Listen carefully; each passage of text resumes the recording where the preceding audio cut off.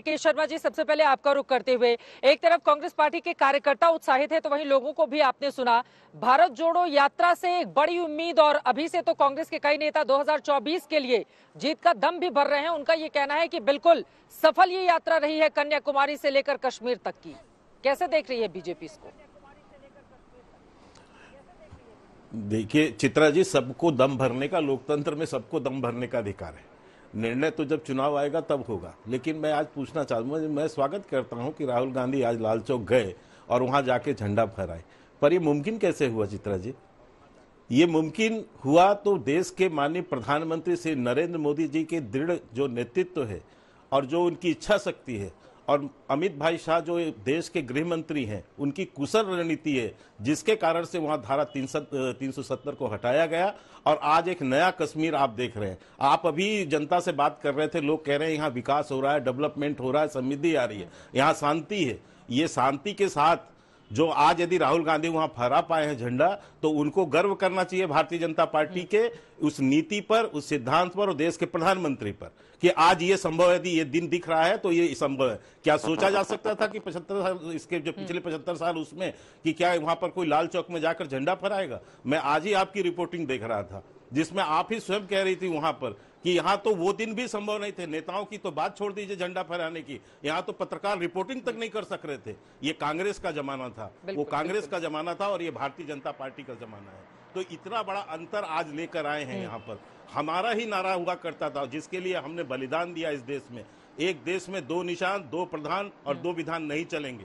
Permit system को खत्म करने के लिए डॉक्टर श्यामा प्रसाद मुखर्जी ने अपना बलिदान दे दिया।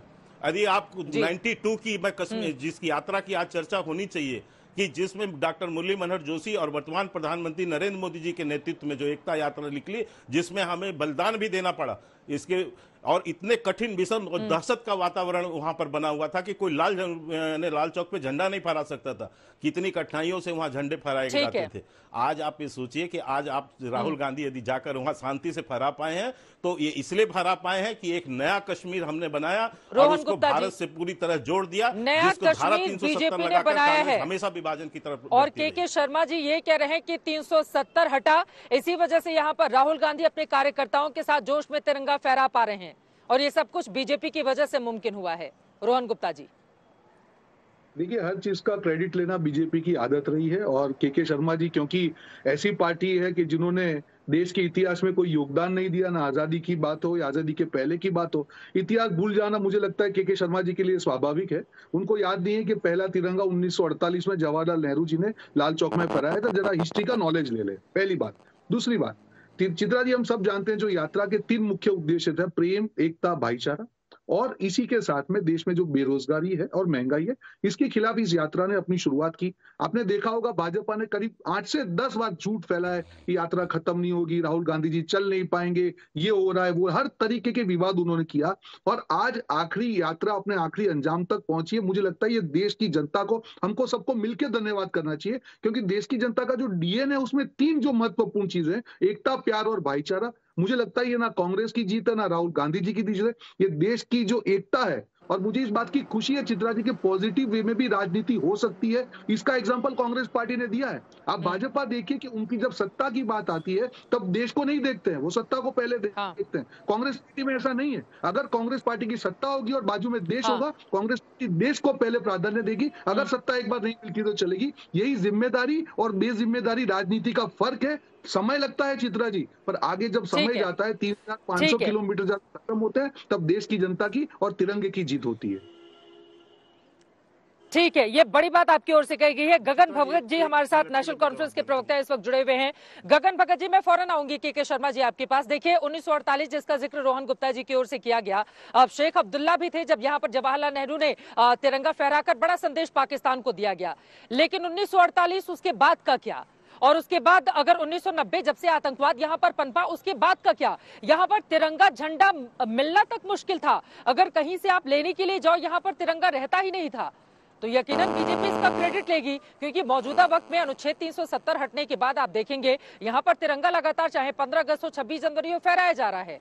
मौजूदा परिस्थितियों में क्या जम्मू कश्मीर को बिल्कुल बदल दिया है बीजेपी ने? इस वजह से ये सब कुछ संभव हो पा रहा है जो बीजेपी दावा कर रही है। गगन जी, चित्रा जी नमस्कार। आज तक के सारे दर्शकों का अभिनंदन, साथी पैनलिस्ट को भी नमस्कार।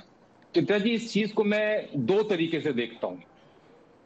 आज जो कश्मीर के नौजवान, कश्मीर के आम इंसान जो आज राहुल गांधी जी के साथ पे खड़े हैं, वो वहां पर इसलिए नहीं आए हैं कि वहां पर सब कुछ ठीक है। जो राहुल गांधी जी ने प्रयास किया है, इस देश में नफरत, इस देश के जो असली मुद्दे हैं, उन मुद्दों को अपनी 4000 किलोमीटर से ज्यादा की यात्रा कर कर आज यहाँ पहुंचे हैं, उन मुद्दों को उठाया है। आज एक आम भारतीय जो है, जिसमें कश्मीरी भी शामिल है, वो परेशान है। वो परेशान है बेरोजगारी से, वो परेशान है महंगाई से। आज लोगों को एक उम्मीद की किरण नजर आई। वो कोई भी व्यक्ति हो, आप देखेंगे, मैंने कई भाजपा के कार्यकर्ताओं को एक उम्मीद की लहर देखी है। वो कह रही कम से कम चुनाव तो कराएं, किसी की सरकार तो हो यहाँ पर। ब्यूरोक्रेसी में यहाँ पर आम जम्मू कश्मीर के नागरिक की जिंदगी को जन्नुम कर दिया हुआ है।